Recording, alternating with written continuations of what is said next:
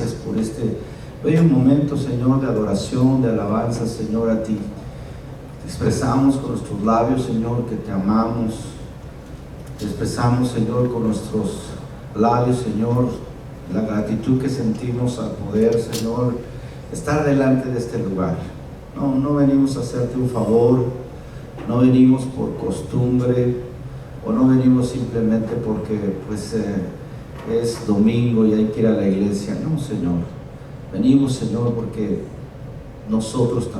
para nosotros también es un deleite verte, es un deleite, Señor, estar contigo, es un deleite, Señor, que nos perdones, es un deleite, Señor, que podamos confiar, Señor, en un Dios que vive, en un Dios que nos ama, y tener ese entendimiento en nuestro corazón de que tú, Señor, eres el Rey que nos cuida, que está con nosotros enseñándonos. Ahora queremos, Señor, con toda reverencia estar, Señor, unos minutos escuchándote, Señor. Queremos, Señor, que tu palabra penetre a lo profundo de nuestro corazón, y todos los que hayamos venido a este lugar, Señor, sean pocos, sean muchos, Señor, en esta hora, tú, Señor, tu palabra, que tu Espíritu Santo la tome, Señor, y penetre en lo más profundo de nuestro corazón. Es urgente, Señor, es de emergencia, Señor, porque los tiempos se acaban, los tiempos, Señor, se terminan, y es importante hoy que tú hables a tu iglesia. Úsame, Señor, y que toda palabra que salga de mi boca, Señor, sea la correcta para la edificación de tu iglesia. En el nombre de Jesús, en el nombre de Jesús te damos la gloria. Amén, aleluya. Amén. ¿Cuánto le dan un aplauso al Señor Jesús, hermanos, en esta hora? Y por favor, saque su Biblia si tiene algún cuaderno. Estamos estudiando acerca de la iglesia, ¿verdad? La iglesia. Como hace 8 días estábamos viendo acerca de que Dios compara la iglesia con un cuerpo, diga conmigo, con un cuerpo humano, ¿verdad? Que tiene miembros externos que podemos ver, como la mano, el ojo, la nariz, son miembros externos. Pero estamos viendo cómo Jesús, a través de Pablo, en 2 Corintios, nos da la enseñanza de que la iglesia es como un cuerpo que, así como tiene miembros externos, también tiene miembros internos, ¿verdad? Internos, organismos internos, órganos internos que no podemos ver. No podemos nosotros ver cómo están funcionando nuestros riñones en esta hora, no los podemos ver, pero están funcionando. Esos órganos que no podemos ver son vitales para que todo el cuerpo tenga salud. Así es la iglesia, ¿no? El Señor nos estaba enseñando hace 8 días que así es la iglesia. Hay gente y hay ministerios que no se ven, hay personas que trabajan o que sirven al Señor que no son tan vistos, pero que tienen que estar trabajando para que todo el cuerpo, la iglesia, pues esté en salud. Y uno de estos miembros que hemos estado estudiando hace 8 días, nos quedamos en que estábamos estudiando acerca de los organismos internos, que eso nos da a entender que son las actitudes que tiene la iglesia, la actitud a las cuales nosotros venimos a Cristo Jesús. Y depende de la actitud que nosotros tengamos en recibir al Señor y estar con el Señor, pues depende, esa es la salud de la iglesia. Y la primera actitud que nosotros vimos hace 8 días se llama la obediencia, ¿verdad? ¿Cuántos se acuerdan de la obediencia? Si tú, como miembro de este cuerpo que es la iglesia de Cristo, esta iglesia que es el cuerpo de Cristo, tú como miembro interno, ¿verdad? Que a veces no podemos ver lo que estás pensando, lo que estás haciendo, pero Dios, a través de su palabra y a través de su enseñanza, nos dice cómo estamos. Si tú estás viviendo en una vida de rebeldía, pues obviamente los miembros de esa iglesia, si hay miembros de esa iglesia que son rebeldes y que no hay una obediencia y no hay una sujeción hacia Dios, pues entonces esa iglesia va a estar enferma. Esa iglesia va a estar destinada al fracaso. ¿Por qué? Porque la actitud y la desobediencia es una enfermedad en el cuerpo de Cristo. Ahora, cuando estamos nosotros aprendiendo acerca de que Dios nos está enseñando qué tenemos por dentro como organismo vivo delante de Dios, déjeme decirle que es como si cuando fuéramos al doctor, nosotros vamos al doctor y el doctor tiene que hacernos análisis, ¿verdad? Hoy esta semana fuimos varios de nosotros al doctor y nos hicieron análisis de la sangre, nos estudian la sangre y ya el doctor ve los resultados de la sangre y nos dice: mire señor, usted tiene esta enfermedad, usted tiene cáncer, usted tiene cualquier tipo de enfermedad que nos detecta el doctor, pero solo el doctor lo puede saber a través de un estudio interno de nuestra sangre. Así es el Señor Jesús hoy. Hoy el Señor es el doctor de nuestras vidas y hoy el Señor sabe lo que tenemos por dentro.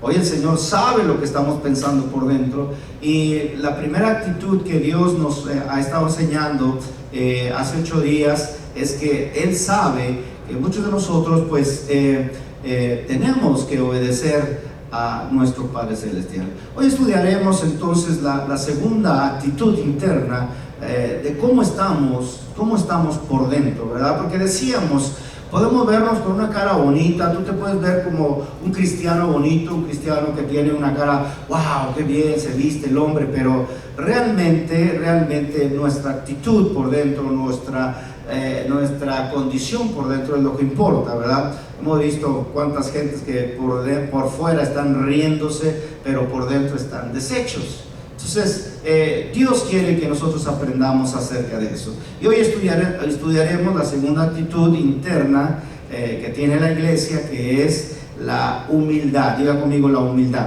También estaremos abarcando la tercera actitud, que es el amor. En la iglesia debe haber el amor.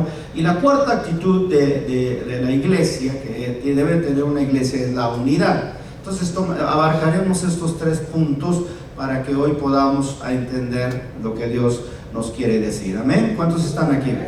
Entonces nosotros estamos acordándonos que cómo Dios compara la iglesia con un cuerpo, y que este cuerpo Dios nos da una radiografía de cómo estamos por dentro, ¿verdad? Cómo nuestro organismo, cómo está esta iglesia por dentro. Necesitamos que este cuerpo de Cristo, esta iglesia, esté sana, que no haya actitudes escondidas en nuestras vidas, y que por eso vienen cosas y situaciones difíciles en una iglesia.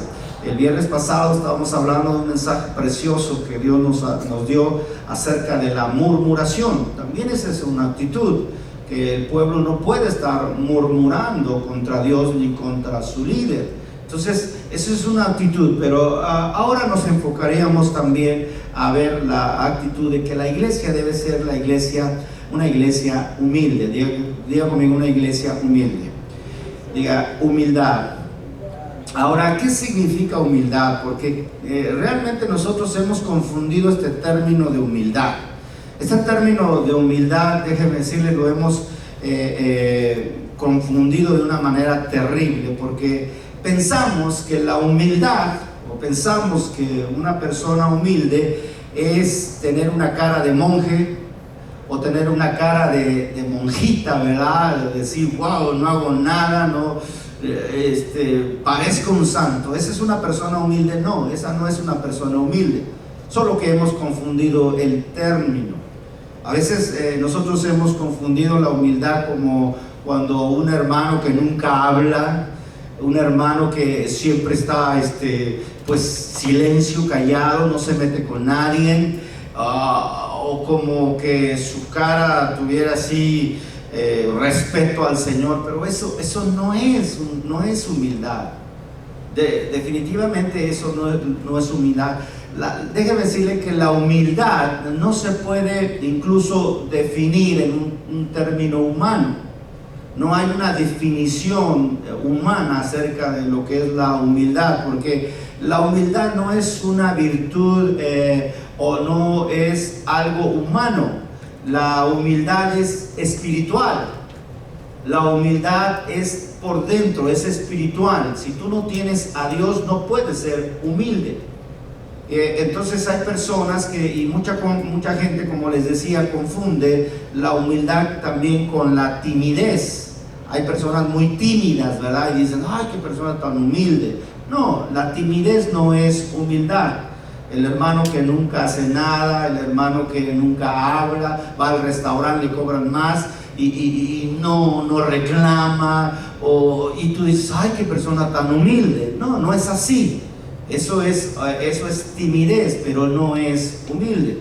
Y déjeme decirle que este tipo de personas que parece que tienen su cara de angelito, ¿verdad? Hay muchas personas que tú las ves y pareces, wow, este es un angelito, y no se meten con nadie, no hablan mucho. Este tipo de personas, de hecho conozco a varios, este tipo de personas, cuando tú les exhortas, cuando tú los confrontas con la palabra, se enojan, se empiezan a enojar y empiezan a enojarse contigo. ¿Por qué? Porque sacan lo que hay dentro de su corazón. Entonces, la humildad no es simplemente el tener un rostro pálido, un rostro serio. No es así. Nosotros somos hijos de Dios y debemos de tener un rostro alegre en Cristo Jesús, el Señor nuestro. Tenemos que tener un corazón a donde reflejemos que Cristo Jesús está dentro de nosotros. Hay muchas personas que las ves muy bonitas, muy angelitos, pero les dices una verdad o los quieres disciplinar. Personas que no quieren ser disciplinadas. Y las disciplinas y se enojan y empiezan a refunfuñar, ¿y por qué? ¿Y qué? Y empiezan a sacar todo. Y a veces no te dicen nada, pero a veces simplemente se enojan contigo mucho tiempo. Y se enojan porque sacan el orgullo que hay dentro de esas personas. Una persona que no atiende a la exhortación o no se deja disciplinar, la Biblia dice que es un orgulloso. Es un inmensamente orgulloso porque no aceptan la disciplina. ¿No ha visto usted gente que dice, no, yo no acepto esto? No, o sea, como las personas que le dices, ya deja de fumar, mira, el cigarro te va a matar. Y ellos no aceptan eso. Dicen, no te creo, yo voy a seguir fumando o voy a seguir haciendo mi vida como yo quiera. Entonces, realmente en lo interior, ese tipo de gente son realmente inmensamente orgullosos. También el orgullo, que es lo contrario a la humildad, se puede ver en ese tipo de personas que de todo se ofenden. No sé si usted conozca alguna de esos tipos de personas. De todo se ofenden, ¿no? Son fácilmente de ofender o son fácilmente de ser tan sensibles que no les puedes decir nada porque ya me hirieron, me vieron mal, y aunque no la estabas viendo, pero me vio mal, me dijo mal, y empiezan a trastornar todo. Ese tipo de personas, déjeme decirle que son personas inmensamente orgullosas. Esas personas son las que simplemente no aceptan una disciplina, y es lo contrario a la humildad. La humildad es realmente aceptar la disciplina, aceptar la exhortación. Y cuando alguien no acepta la exhortación, empieza a producirse dentro de esa persona odio, y empieza a decir, no, en esta iglesia y mejor me voy a otra iglesia porque aquí no hay amor, aquí no me saludaron, ¿verdad? Gente tan sensible que por no saludarla, no, aquí no hay amor, no me saludaron, me voy de la iglesia. Y empiezan a buscar. Hay gente que yo he conocido que me ha dicho, yo estoy buscando de iglesia, quiero encontrar la iglesia perfecta. Pues no hay iglesia perfecta. realmente no va a encontrar la iglesia perfecta. Porque nosotros hemos conocido y hemos estudiado, hermanos, cómo Dios nos ha enseñado que cuando nosotros venimos a la iglesia, no venimos a recibir. Entiéndalo, por favor. Usted no viene a recibir, usted viene a dar. Cada uno de nosotros venimos a dar algo. Venimos a darle a Dios nuestra ofrenda de alabanza. Oye, ¿has pensado cómo le diste tú a la ofrenda de alabanza a Dios? A veces muchos de nosotros estamos tan indiferentes. Ese canto pues no me gusta, como que no lo entonaron bien. Y Dios dice, ¿con esa actitud estás orgulloso? ¿Crees que voy a recibir tu alabanza de tanto orgullo, de tanta arrogancia? Venimos nosotros a dar delante de Dios, venimos nosotros a dar un apretón de manos a una persona, venimos nosotros a abrazar a alguien. No esperemos que nos abracen. Hay muchas personas que, sensibles, ¿sabes que no me abrazaron, no me dijeron, y mejor me voy? Y están simplemente de allá para acá porque no les hicieron casos. Déjenme decirle, mis queridos hermanos, que Dios conoce todas nuestras intenciones. ¿Cuántos creen eso? Dios conoce, diga conmigo, Dios conoce todas nuestras intenciones. Y Dios sabe cómo estamos aquí. Dios sabe por qué viniste aquí a sentarte, a escuchar la palabra de Dios. Dios lo sabe. Hay un proverbio muy famoso que dice, cuando tú corrige al sabio, y dice este proverbio, corrige al sabio y lo harás más sabio, pero corrige al necio y lo harás tu enemigo. Las personas que son demasiado orgullosas y que no pueden estar simplemente reconociendo su defecto, sino que dicen, no, ¿y por qué me vas tú a corregir? ¿Y por qué me vas tú a decir esto? Entonces, realmente a veces nos hacemos enemigos de gentes que simplemente no quieren ser exhortadas. Ahora, ¿qué es la humildad? En resumidas cuentas, ¿qué es la humildad? Déjeme decirle, la definición de la humildad es esta. La humildad, nada más así tan fácil como esto, es reconocer, diga conmigo, reconocer lo que somos delante de Dios. Otra vez le digo, la definición de humildad. La humildad es reconocer lo que somos delante de Dios. Mis queridos hermanos, ¿qué somos delante de Dios? Nada. ¿Qué somos delante de Dios? No, dígalo fuerte, aquí está conmigo, diga, ¿qué somos delante de Dios? Nada. Esa es la definición de humildad. No es tener una cara triste, no es una cara, como si te doliera el estómago y tienes un retorcijón y, que soy muy humilde. No. Humildad es simplemente reconocer que no somos nada delante de Dios. Humildad es que simplemente cada mañana que nos levantamos, reconocer que no somos nada, reconocer que tenemos muchos defectos y que cuando tú te levantas tienes que decirle, Señor, ayúdame este día, ayúdame porque voy a tomar decisiones. Todos los días nosotros estamos tomando decisiones. Y cuando nosotros somos humildes delante de Dios, le decimos, Señor, ayúdame porque voy a tomar esta decisión y esta decisión, ayúdame, guíame, Señor.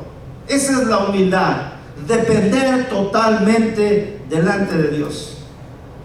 Cuando tú vienes delante de Dios y le pides, Señor, ayúdame, mira, este día no sé cómo va a ser, pero a lo mejor me va a hacer enojar a alguien, a lo mejor voy a hacer un negocio, a lo mejor voy a tomar esta decisión. Ayúdame, Señor, quiero depender totalmente delante de ti. Cada persona, hermanos, todos los que estamos aquí tenemos algo que pedirle al Señor que nos ayude a cambiar, ¿verdad? Porque como estudiábamos en el mensaje del viernes, hay muchas cosas que Dios nos dice, tú tienes que cambiarlas.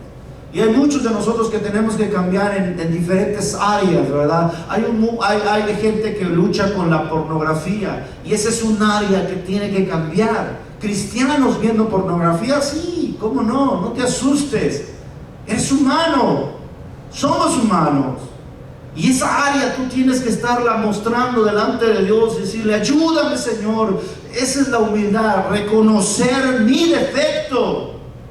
Reconocer que soy demasiado orgulloso, Sergio, orgulloso, sí. Esa es la humildad. Y decirle en el área del orgullo, Señor, ayúdame. Hay muchos que tienen muchas luchas en el área de la avaricia. Ay, pero ¿puede un cristiano ser avaro? Sí, claro que sí. Estamos luchando y es algo interno, nuestra actitud interna, pero la humildad se requiere, y la humildad, su definición es reconocer: soy muy avaro, Señor, soy muy egoísta, me enojo, mi carácter todavía sigue explosivo, ¿verdad? Hay muchos que dicen: ay, son de mecha corta y que su carácter son muy explosivos. Pues entonces ahí en esa área, si tú eres humilde, tienes que reconocer: Señor, ayúdame en el nombre de Cristo Jesús. Aleluya. La persona, denle un aplauso al Señor, ya que le va a dar un aplauso, nada más se puede decir. Denle un aplauso al Señor. La persona orgullosa, al contrario de la humildad, la persona orgullosa es la que pasan días, la que pasan meses y nunca se acerca a Dios reconociendo su debilidad. ¿Han visto ese tipo de personas? ¿Yo por qué voy a pedirle a Dios? Y yo puedo vivir sin Dios. Yo puedo hacer mis riquezas sin Dios. Yo no necesito nada de Dios. Y esa es la persona más orgullosa que puede usted ver. ¿Y hay cristianos orgullosos? Sí, claro que sí. Hay personas, cristianos orgullosos, yo no me ensucio ahí en el altar. No, y me van a ver que me doblo de rodillas. ¿Hace cuánto tiempo solamente a doblar las rodillas delante de Dios? Hay muchos de nosotros que ni siquiera tenemos esa actitud de doblar las rodillas delante de Dios. Ahora, el doblar las rodillas no quiere decir que vaya, ya ganaste el cielo por eso. No, sino el doblar las rodillas es una actitud y una posición de humildad, de decirle: Señor, me rindo delante de ti. Me rindo. Y hay muchos que no se rinden. Muchos que quieren seguir pensando lo que están pensando, viviendo lo que están viviendo. Y déjeme decirle que esta persona que es demasiado orgullosa no puede poner esta actitud humilde, porque hay mucha soberbia en su corazón. Diga conmigo: soberbia. Y la soberbia es algo increíble. La soberbia, déjenme decirle, hermanos, que la palabra de Dios nos muestra que la soberbia es cuando una persona piensa que puede vivir sin Dios. Esa es la soberbia. La soberbia es cuando una persona cree en ella que puede vivir sin Dios. Yo puedo vivir sin Dios, yo puedo vivir, yo puedo trabajar sin Dios, yo puedo hacer mi riqueza sin Dios, yo puedo hacer todo sin Dios, no necesito nada de Dios. Esa es soberbia absoluta. ¿Y sabían ustedes que ese fue el pecado grande de Satanás? Porque Satanás no pecó de otra cosa, o su problema de Satanás no fue que Satanás fue adúltero, o Satanás tenía problemas con la fornicación, o Satanás tenía problemas de que era ateo. No, Satanás no es ateo, incluso Satanás cree en Dios, él lo ve. Satanás, su problema fue la soberbia. Vean lo que dice, habla la Biblia en Isaías. Ahora sí, vamos a ver Isaías, porque el libro de Isaías nos muestra el principio de lo que fue la soberbia.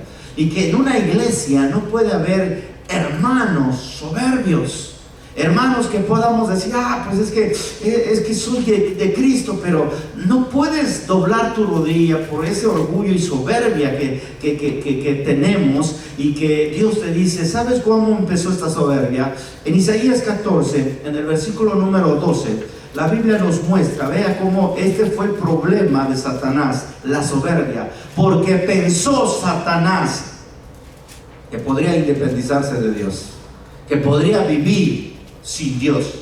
Y dice el versículo número 12: como caíste del cielo, oh lucero, hijo de la mañana. Déjeme decirle, Satanás no es una persona, o no es un personaje feo, no es un personaje como lo han contado, ¿verdad? Que tiene cola y su trinche y ahí te espanta en la noche. Yo soy Satanás. No, Satanás es un lucero, es un hijo de la mañana, es un ángel precioso.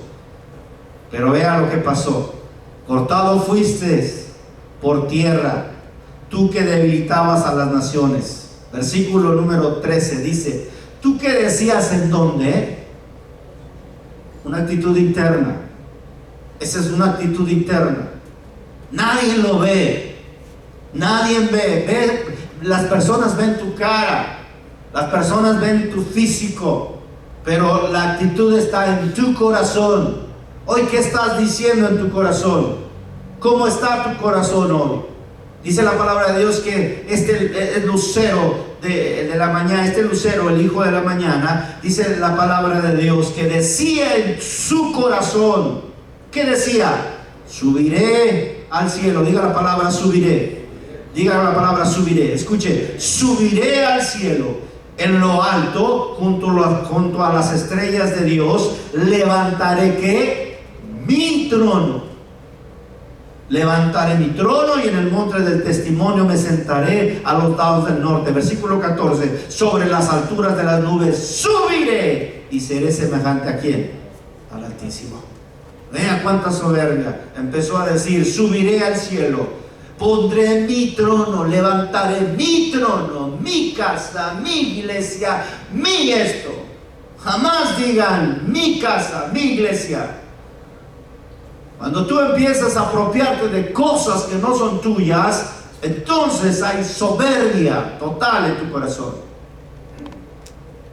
Una vez estaba yo platicando con una persona y le decía: ¿por qué no me invita a su iglesia? No es mi iglesia, hermana. No es mi iglesia. Es la iglesia de Cristo, es el cuerpo de Cristo. Satanás empezó a tener ese problema de soberbia cuando él le decía: subiré al cielo, en lo alto de las estrellas de Dios, levantaré mi trono y en el monte del testimonio me sentaré a los lados del norte y sobre las alturas de las nubes subiré y seré semejante al Altísimo. En otras palabras, Satanás empezó a decir: no necesito a Dios para esto. Y la persona más soberbia que hay es la persona que piensa que no puede y que no necesita de Dios. ¿Para qué ir a un culto en la iglesia? ¿Para qué venir a la iglesia acá? Ay, no, ¿qué no te cae gordo? A veces hay expresiones que decían: ¿qué no te cae mal? Todos los días casi vas a la iglesia. Como si la presencia de Dios, como decíamos el viernes pasado en el mensaje, el pan de Dios ya se nos hace liviano. Piensas que puedes vivir sin Dios. Piensas que puedes hacer tus negocios sin Dios. Piensas que puedes llevar una familia sin Dios. Piensas eso. La Biblia dice, se llama soberbia, porque eso mismo fue lo que pensó Satanás. Y Satanás fue el padre de toda la mentira. Y Satanás ha sido echado fuera. La palabra de Dios nos dice que el pecado de la humanidad es creer. Se creen dioses ahora. Ahora todo el mundo se cree Dios. No, yo puedo. Yo no necesito ni consultar a Dios para lo más mínimo, ¿verdad? Para lo más mínimo. ¿Con quién te vas a casar? No, yo para qué necesito a Dios. Yo ya sé quién, ya le tengo el ojito echado ahí a esa gringuita, me va a dar papeles o a lo que sea, pero yo ya sé que con quién me voy a casar. Y toma decisiones, y el mundo toma decisiones pensando y creyéndose dioses. Todo mundo que usted ve, los que usted platica, sus familiares, con donde usted se rodea, todo mundo cree que puede vivir sin Dios, que podemos ser autosuficientes y que podemos vivir sin nuestro Creador. La persona soberbia, esa persona es la que cree que puede vivir sin Dios, pero la persona humilde es la que se puede inclinar y decir: yo no soy nada, Señor, delante de ti, y sin ti no soy nada. Ayúdame, Señor. La Biblia nos habla y dice, escuchen lo que dice la palabra de Dios en el Salmo capítulo 2, si usted va conmigo rápidamente. Dice la palabra de Dios cómo el mundo quiere desligarse totalmente. Y en el Salmo 2, versículo número 2, dice la palabra de Dios: se levantarán los reyes de la tierra y los príncipes consultarán unidos contra Jehová y contra su ungido, diciendo. ¿Qué van a decir? Vea cómo hay gente soberbia, cómo el mundo está lleno de esta gente soberbia. Pero lo más cruel es que en la iglesia haya gente soberbia. Gente que diga este versículo, el versículo número 3, rompamos sus ligaduras y echemos de nosotros sus cuerdas. La gente quiere romper las ligaduras que hay entre Dios y su creación. La gente hoy, en todos los programas que puedas ver de la televisión, todo es en contra de Dios. Y la gente inventa ahí la teoría de la evolución. Y la gente inventa que no necesitamos a Dios. El homosexual dice: yo no necesito a Dios, yo soy así porque así lo quiero hacer y respétenme así. La lesbiana también dice: yo quiero ser así y respétenme así, porque no necesito de tu Dios, no necesito de tus leyes morales de tu Dios. Y hoy todo el mundo quiere romper las ligaduras que Dios tiene para nosotros. Y dice la palabra de Dios: entonces nos hemos considerado nosotros soberbios. Ahora, muchos de nosotros, hermanos, muchos de los que estamos aquí, y yo me atrevería a decir, todos los que estamos aquí, éramos así. ¿Sí o no? Éramos así. Éramos soberbios, éramos orgullosos, éramos arrogantes. Cuando no conocíamos a Dios, ni la palabra de Dios la queríamos escuchar, ¿verdad? Hemos escuchado testimonios que digan: ay, me invitaba a mi esposa a la iglesia, pero no quería yo ir. Y éramos así, soberbios totalmente. Pero hasta que Dios no nos tiró de ese caballo que veníamos, ¿verdad? Como Saulo, ¿se acuerdan? Todo soberbio: voy a ir a matar a los cristianos que están allá en Damasco. Y hasta que tuvo un encuentro personal con Dios y oyó la voz que le dijo: Saulo, Saulo, ¿por qué me persigues? Y Dios lo tira del caballo, lo tira de donde venía, y ahí le mostró que al que se le debe de dar la gloria y la honra es a Cristo Jesús. Cuando nosotros tuvimos un encuentro personal con el Señor, entonces Dios nos tiró del caballo, y ahora sí, Dios nos ha transformado y pudimos reconocer que sin Dios no somos ¿qué? Yo tenía, en mi aspecto personal, yo tenía planes, muchos planes, ser el gran arquitecto. Yo estaba aferrado simplemente a estudiar y a decir: yo voy a ser un gran arquitecto, porque yo quiero eso. Hasta que Dios tuvo un encuentro personal conmigo, hasta que Dios me pasó por un desierto, hasta que Dios a mi esposa y a mí nos pasó un desierto de no tener nada, absolutamente nada, y pudimos ver frente a Dios. Entonces es cuando reconocimos que separado de Dios nada podemos hacer. Y desde ese momento, hermanos, cuando Dios se encontró con nosotros, se encontró conmigo, déjeme decirle que entonces yo pude decirle al Señor: Señor, ¿en qué puedo servirte en esta hora? La humildad es reconocer que estábamos equivocados, que éramos soberbios, que estábamos inflados como sapos, ¿verdad? Que nos habían metido tanta información, tanta gente, y que estábamos simplemente inflados. Pero la misericordia de Dios un día nos alcanzó, y ahora estamos aquí sentados dándole la gloria y la honra a Cristo Jesús. Denle un aplauso al Señor con todo su corazón. Amén, hermanos. Déjenme decirle, hermanos, que mi vida cambió. Y cuando mi vida cambió, hoy puedo decirlo, que no podemos vivir nosotros sin Dios. No podemos vivir sin Dios. Un día yo le mostré, hace más de 30 años, realmente, que sirvo al Señor. Y déjenme decirle, hermanos, que el servir al Señor hace 30 años ha sido, como decía mi esposa, una delicia. Servir al Señor con todo el corazón. He servido en varias iglesias y hemos servido con todo el corazón, y ha sido una delicia. Aunque a veces mucha gente nos ha traicionado, aunque a veces mucha gente incluso nos ha insultado, blasfemado, levantado falsos, mucha gente. Pero déjeme decirle, el trato es con Dios, porque nosotros servimos a un Dios vivo, y es una delicia servirle al Señor. Es una delicia estar delante de Él y estar humillándonos delante de Él día con día. Y una vez decía: si yo volviera yo a tener esa oportunidad de nacer de nuevo, volvería otra vez a servirle, porque no me arrepiento de servir a Cristo Jesús como nuestro Salvador. Aleluya, hermanos. A su nombre, hermanos. Y la humildad es la virtud de esta persona. La humildad es esa virtud que tiene esta persona de reconocer nuestras carencias delante de Dios, de reconocer nuestras debilidades, que no somos fuertes, Somos fuertes cuando tenemos al Señor, de reconocer nuestra incapacidad, ¿verdad? Nuestra incapacidad a veces de incluso hasta de perdonar. ¿Cómo lo voy a perdonar? A veces tenemos que reconocer, si tú no estás conmigo, Señor, yo no puedo perdonar. Que nacimos solo para servir al Señor y para darle la gloria al Señor. Eso es lo que tenemos que reconocer siempre, a cada momento.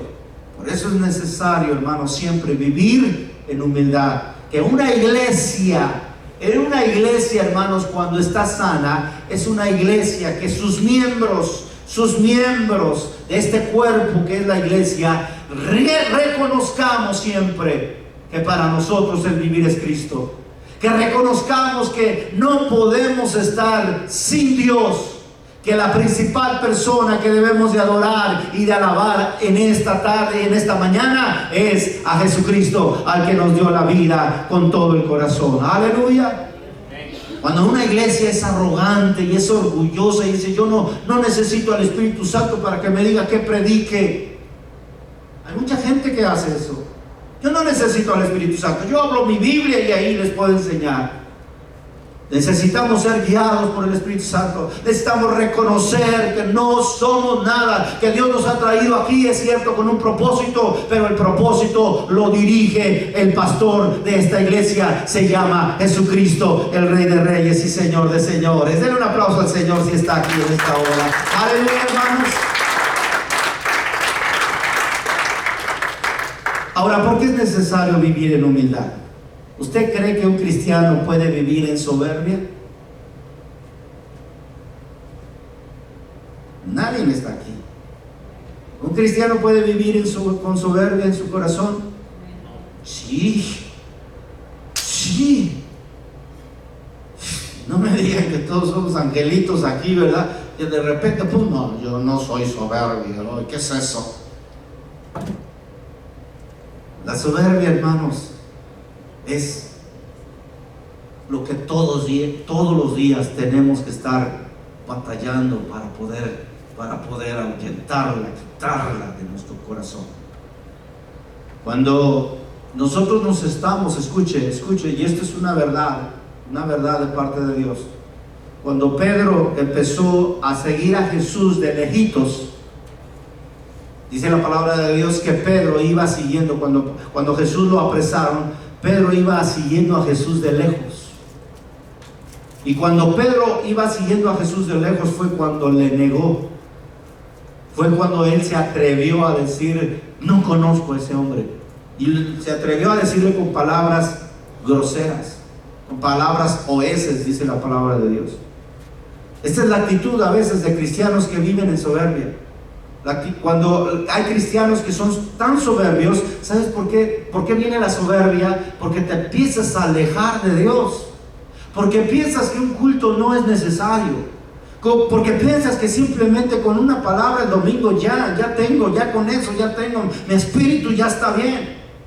Y la Biblia dice que cuando empiezas a alejarte de Dios, entonces empiezas a darte cuenta que estás siendo soberbio, estás siendo orgulloso, tu carácter se está descomponiendo. Eso es lo que me pasa a mí, yo no sé si a usted, pero eso es lo que me pasa a mí. Cuando yo estoy alejándome más y más y me meto en esta cosa y me meto allá y no dedico algo para Dios y no estoy con Dios, déjame decirle, empiezo a hacer muchas cosas. Me empiezo a irritar, me empiezo a enojar, todo el mundo quiero pelear con todo el mundo. ¿Por qué? Porque soy humano, hay carne aquí. Pero Dios dice, no te alejes. En ese momento, me doy cuenta y tengo que venir a la palabra, y tengo que venir a la casa, y tengo que venir al Señor diciendo, Señor, ayúdame, no quiero alejarme de ti. Entonces es cuando nosotros podemos vivir en la paz de Cristo Jesús. Cuando yo siento que me estoy alejando, vengo al Señor y Dios me da la paz. Y Dios me da otra vez ese ánimo y ese refrescante espíritu en mi corazón para poder seguir adelante. Pero por favor, hermanos, hay gente que vive alejado de Dios, que se está alejando cada día más y más. ¿Cómo no va a venir la soberbia a su corazón? ¿Cómo va a venir, no va a venir el orgullo allí? ¿Cómo no vas a empezar a pensar que puedes vivir sin necesidad de Dios? La palabra de Dios dice que siempre debemos de velar y orar, porque la carne no está, no le agrada venir a la casa de Dios, pero el Espíritu, la verdad, está que dispuesto en Cristo Jesús. Aleluya. Vean lo que dice Santiago, porque Santiago es algo muy importante. Rápidamente váyase a Santiago, y en el libro de Santiago, capítulo número 4, la Biblia nos dice, escuche esta verdad muy muy interesante. En Santiago, capítulo número 4, ¿cuántos están aquí en esta hora, hermanos? Santiago, capítulo número 4, dice la palabra de Dios en el versículo número 6, dice de esta manera: pero Él, diga conmigo, pero Él, ¿qué hace? ¿Qué hace? ¿Dios qué hace? Ahora vea, pero Él da mayor gracia, pero dice, Dios resiste ¿a quién? A los soberbios, y da gracia ¿a quién? A los humildes. Ahora quiero enseñarles esta verdad, fíjense, repita conmigo, pero Él da mayor gracia. ¿Qué significa esa gracia? Esa gracia no está hablando de la gracia salvífica. Acuérdense que hay una gracia salvífica. La gracia salvífica es la gracia que Dios nos dio, el regalo que Dios nos dio, su Hijo Jesucristo, para que nosotros pudiésemos ser ¿qué? Perdonados y salvos, ¿verdad? Pero aquí Santiago nos dice, pero Él da mayor gracia. Esta palabra gracia es diferente a la gracia que Dios nos da a través de su Hijo. Esta palabra gracia es la palabra que Dios nos da el poder para hacer su voluntad. Entonces, escuchen, a todos los que reconocen su debilidad en Dios, y a todos los que reconocemos que necesitamos de Dios, Dios nos da mayor gracia. ¿Para qué? Para hacer su voluntad, para obedecerle, para obedecerle. Dios siempre nos da esa gracia a cada uno de nosotros, porque decía, si yo no tengo a Dios, y si no Dios me da la gracia del poder para hacer su voluntad, yo no podría perdonar a mi hermano, yo no podía amar a mi hermana. Que hay gente que dice, pero es imposible, pastor, si usted supiera lo que me ha dicho y lo que me ha hecho, ¿cómo puedo perdonarla? Claro, tú no puedes perdonarla, pero tú a través de Cristo sí puedes perdonarla, sí puedes hacerlo, porque Cristo te da mayor gracia para obedecer a tu pastor, para obedecer en la iglesia, para obedecer a Cristo. ¿Cómo puedo yo entender y cómo puedo yo obedecer que necesito a Dios? Cuando reconoces tu necesidad, y Dios te da gracia a los humildes, pero a los soberbios los ve de lejos. Esa gente soberbia, Dios no le da esa gracia. Una vez una señora me dijo, pero ¿cómo cree? Oiga usted, ¿cómo cree que yo puedo sujetarme a mi esposa y amarlo si él me trata mal? Y yo le dije, usted no puede sola, pero con Cristo sí lo puede hacer. Las esposas, ¿cómo pueden sujetarse a su esposo? ¿Cómo pueden amarlo?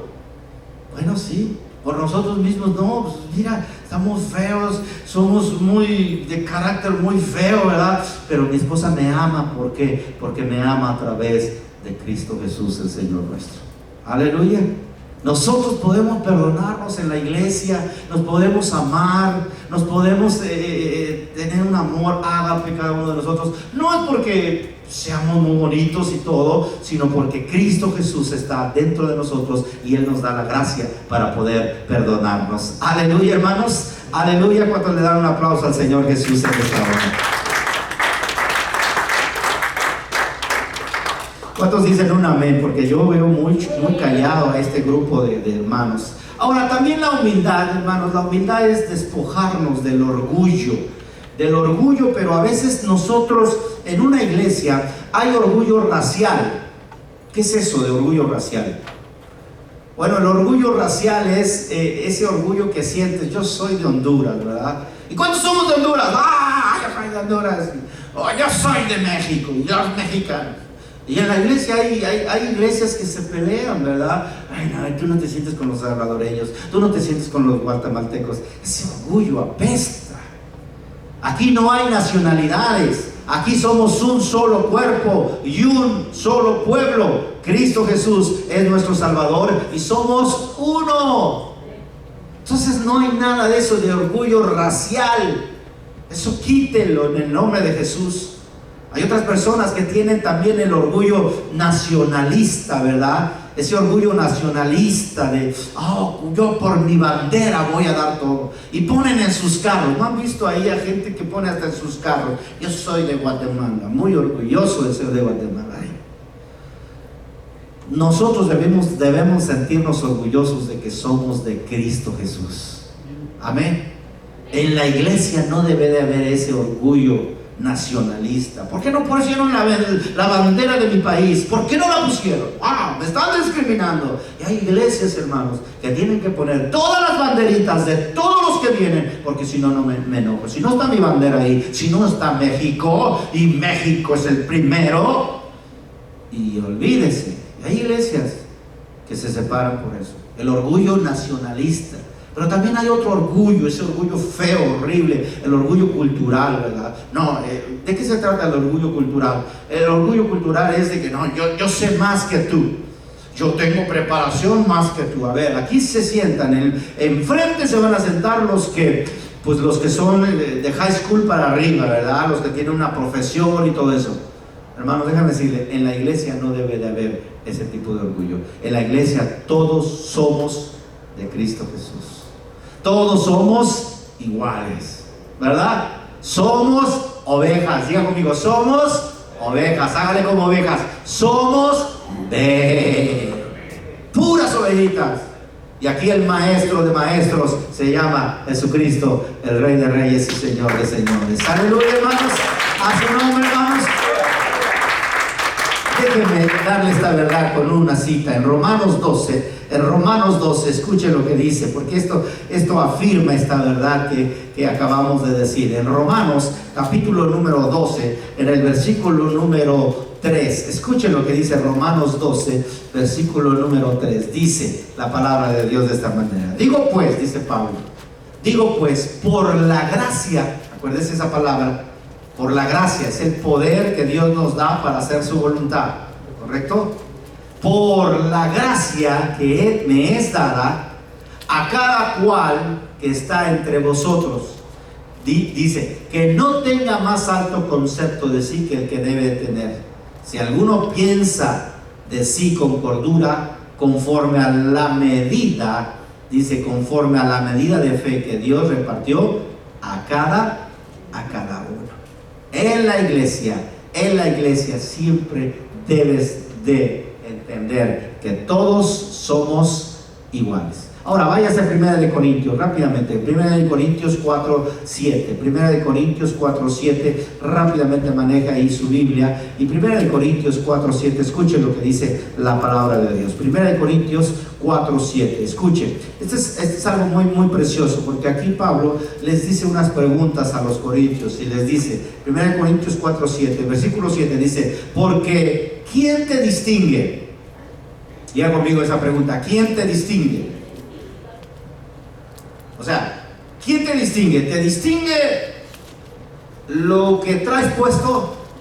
Hay personas y hay iglesias, no, pues ahora de puro tacuche, ¿verdad? Todos tienen que venir de puro traje, corbata, y si no, no entran. Como les decía, les platicaba la vez pasada, estaba platicando con alguien y me decía, le invitaba yo a la iglesia y me decía, ¿cómo debo de estar vestido? ¿Puedo estar vestido así como vengo? Sí. En una iglesia no te distingue tu traje, porque dice la palabra de Dios, porque ¿a quién te distingue? O te hace otra pregunta el Señor, o ¿qué tienes que no hayas recibido? Y si lo recibiste, ¿por qué te glorías como si no lo hubieras ¿qué? Recibido? O sea, ¿quién te distingue? ¿Te distingue tu ropa? No, te distingue lo que hay dentro de ti, que se llama Jesucristo. Tú puedes venir con jeans, ¿verdad? Puedes venir con jeans y estos jeans todos rotos. Y dices, ay, ese parece marihuano. Pero déjame decirle, puede ser la persona más humilde delante de Dios, porque reconoce. O aquel que tiene con tachuche, ¿verdad? Y wow, uy, este santo Jehová, santidad Jehová. Pero más orgulloso que nada. ¿Qué te distingue entonces? ¿Tu traje? ¿Tu vestido? ¿Tu chongo? ¿Tu peinado? No, te distingue lo que traes aquí en el corazón, un corazón humilde delante de Cristo Jesús el Señor. ¿O qué tienes que no hayas recibido? Hay gente que se presume mucho. No, yo soy de la familia Pompidou, ¿verdad? De los ricachones, de los Richelieu, de los de acá. Y no me junto con los de allá, porque no, estos apenas vinieron y... ¿Te distingue eso? ¿Tú elegiste vivir en esa familia? Gracias a Dios que estamos aquí. Gracias a Dios que Dios te dio oportunidad para tener económicamente algo más. Pero ¿qué dice? ¿Qué tienes que no hayas recibido? Dios no lo ha dado todo, ¿verdad? Entonces tú no puedes presumir, mira, tengo mi carrazo BMW y tú no tienes. Tú tienes ahí un carrito feo. No importa lo que tenemos, somos iguales delante de Cristo Jesús, el Señor nuestro. Aleluya. ¿Por qué te glorías? Por eso te dice la pregunta. ¿Por qué te glorías como si no lo hubieras recibido? ¿De qué tienes que gloriarte?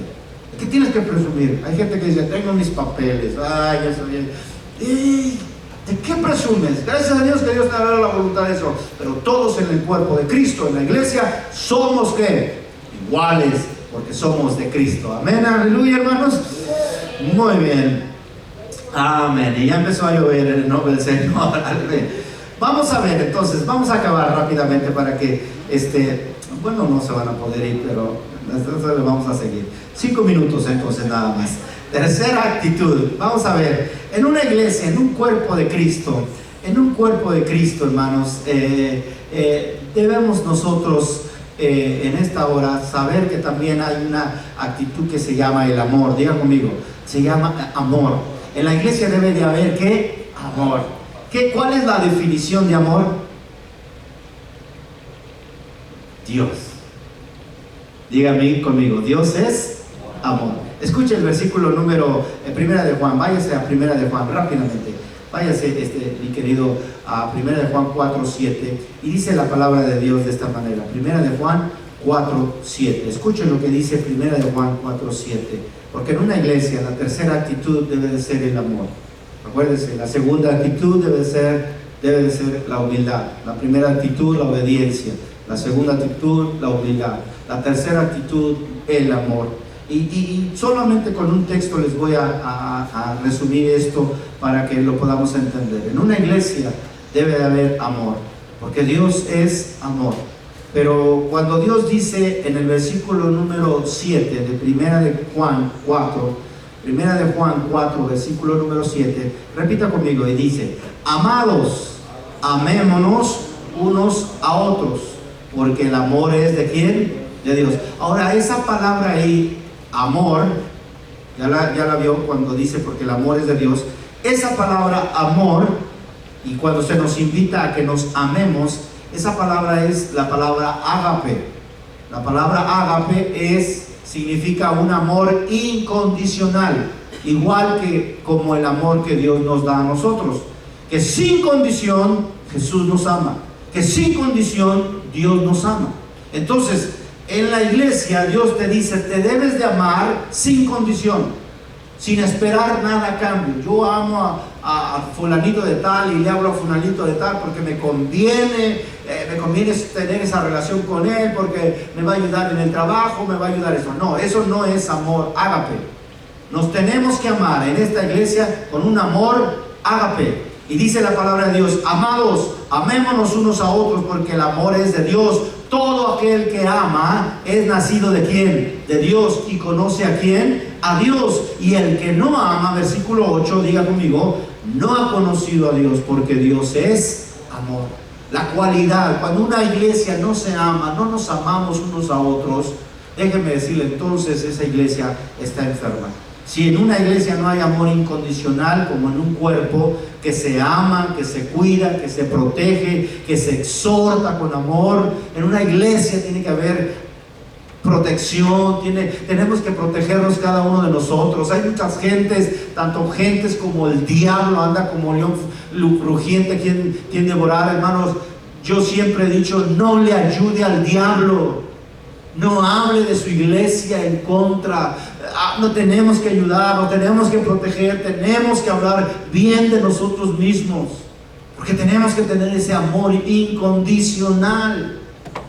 No le ayude al diablo. El diablo tiene su trabajo allá para estar chismeando y para estar mintiendo. Pero hoy nosotros, Dios nos dice, tenemos que amarnos los unos a los otros. Aleluya. Y la cuarta característica o la cuarta actitud de una iglesia es la unidad. Diga conmigo, la unidad. La unidad. Y vamos a ver solamente en el libro de Juan, versículo número 17. En Juan, capítulo número 17, vamos rápidamente, porque la actitud de una iglesia, la primera actitud de una iglesia es que debe ser obediente esa iglesia. La segunda actitud de una iglesia debe ser humilde. La tercera actitud de la iglesia debe de ser amorosa. Y la cuarta actitud de una iglesia debe de ser unida, ¿verdad? Dice Juan, capítulo número 17, la Biblia nos habla en el libro de Juan, en el capítulo número 17, y escuche este versículo que muchos no entienden y que muchos no comprenden de una manera explícita. Y el versículo número 17, capítulo 17, versículo 20, dice la palabra de Dios: mas no ruego solamente por estos, sino también por los que han de creer en mí por la palabra de ellos. Dios, aquí Jesús se está refiriendo a nosotros, el cuerpo de Cristo, la iglesia. ¿Estamos aquí, hermanos? Síganme con cuidado. Y dice el versículo número 21, para que todos, diga conmigo, para que todos sean ¿qué? A ver, rápidamente. Para que todos sean uno, como tú, oh Padre, en mí y yo en ti, porque también ellos sean uno en nosotros, para que el mundo crea que tú me enviaste.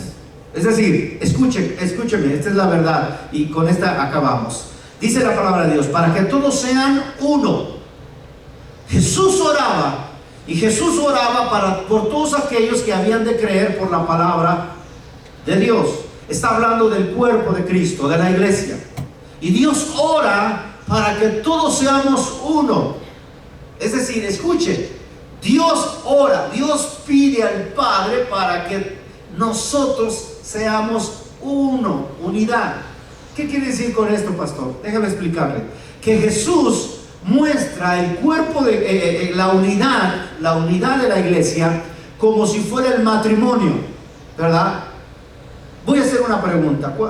Aquí en los matrimonios que hay, ¿cuántos de los matrimonios, en su matrimonio, ha habido peleas?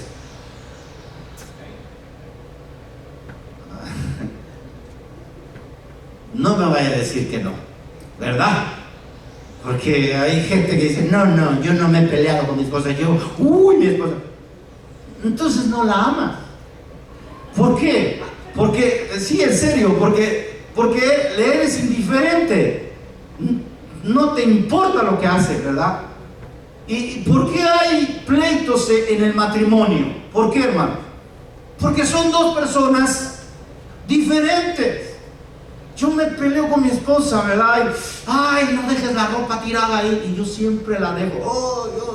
Y yo ya no lo hago inconscientemente, a veces inconsciente. Llega, no lo hagas, ya te dije, me canso mucho. Y ahí vienen las fricciones. ¿Por qué? Porque somos dos personas diferentes. ¿Sí o no? O ustedes dicen, no, yo luna de miel, llevo 30 años de casado y yo luna de miel. Por favor, todos hemos tenido pleitos. Todos tenemos problemas en el matrimonio. Pero ¿qué pasa? Que hay una unidad. Que aunque tengamos problemas, que aunque tengamos peleas, siempre hay una unidad en el matrimonio, ¿sí o no? Ahora, en la iglesia Dios dice, en la iglesia no hay iglesia perfecta. En la iglesia también las componemos personas de diferentes razas, diferentes estilos sociales, de diferentes nacionalidades. Somos personas diferentes. En la iglesia hay peleas. No, en la iglesia no debe de haber peleas, porque yo quiero una iglesia donde se amen todos. Déjame decirte, no existe. En la iglesia también hay peleas. En la iglesia también hay fricciones. En la iglesia también hay confrontaciones. Pedro se estaban ahí peleando ahí. Es que tú eres esto, es que tú eres el otro. Y Dios dice, yo oro para que cuando haya peleas, como en el matrimonio, cuando hay peleas, tú te peleas, al rato te reconcilias o te pides perdón, pero nunca en un matrimonio se pelean y empiezan a decir la palabra divorcio. Ya nos peleamos y me voy a divorciar. Nunca. Porque en el divorcio, incluso en la Biblia, no existe, no debe de haber. Divorcio no hay. Nos peleamos, pero nos reconciliamos, ¿verdad? En la iglesia pasa lo mismo. Pero hay hermanos que cuando hay peleas y hay fricciones, me voy de la iglesia, me divorcio. ¿Por qué? Déjame decirle, hermanos, que el esposo y la esposa que se pelean y empiezan a decir me divorcio, es porque son cobardes. Porque no pueden sentarse los dos a platicar y a decir, vamos a solucionar nuestros problemas. En la iglesia es lo mismo. Hermanos que puedan decir, es que aquí no hay, aquí están peleando, aquí hay fricciones, aquí hay esto. Bueno, es que somos personas diferentes, tenemos diferentes opiniones, pero tenemos que sentarnos a poder decir, esto tenemos que arreglar. Y no me salgas con que me voy de la iglesia. Los que se van de la iglesia son los que no pueden arreglar la situación. Por eso el Señor Jesús en el versículo número 20 dice, yo ruego para que todos sean ¿qué? Uno. Siempre tenemos que tener y que conservar la unidad. ¿Cómo vamos a conservar la unidad? Respetándonos, siendo humildes, amándonos, obedeciendo a Dios. Y cuando una iglesia se ve que está unida, es porque, aunque seamos diferentes personas, es porque hay obediencia a Dios. Es porque hay humildad, reconocer nuestros errores, y es porque hay amor los unos con los otros. Y cuando esta iglesia está unida, la gente va a ver que hay un Cristo vivo que vive y reina para siempre en este lugar. Aleluya, hermanos, aleluya. Den un aplauso a Cristo Jesús con todo su corazón. Porque eso debe ser la unidad, hermanos. La unidad en Cristo. Dios oraba, sus discípulos se peleaban también. Hay unos decían, venía uno, yo quiero estar al lado derecho. No, ¿por qué tú al lado derecho? No, yo quiero estar al lado tuyo derecho, o yo al izquierdo. Y estaban peleando ahí. Y Jesús dice, tenemos que conservar la unidad. No hay iglesia perfecta. Somos diferentes. Pero si obedecemos a Dios y aceptamos nuestros errores y nos amamos, entonces esta iglesia será sana. Pero si hay miembros que no obedecen, si hay miembros que no reconocen sus errores, si hay miembros que no se aman, sino que al contrario están hablando y no conservan la unidad, sino que dicen, a mí no me importa, yo me voy. Déjame decirte, entonces esta iglesia va a ir al fracaso. Está enferma. Pero si en esta iglesia hay obediencia a Dios, si en esta iglesia hay reconocimiento de que somos humanos y necesitamos de Dios, y si nos amamos con un amor incondicional, entonces conservaremos la unidad y esta iglesia será sana. Y no importa el número de gentes, esas 4 actitudes tenemos que tener en esta iglesia para que esta iglesia sea una iglesia sana en Cristo Jesús, el Señor nuestro. Amén. Cierre sus ojos en esta hora. Y si hoy hay alguien que